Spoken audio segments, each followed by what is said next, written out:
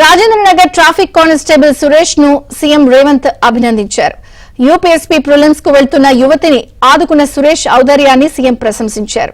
పరీక్షకు లేట్ అవుతుందని ఆందోళన చెందిన యువతిని బైక్ పై తీసుకెళ్లిన కానిస్టేబుల్ కు అభినందనలు తెలుపుతూ సీఎం ట్వీట్ చేశారు.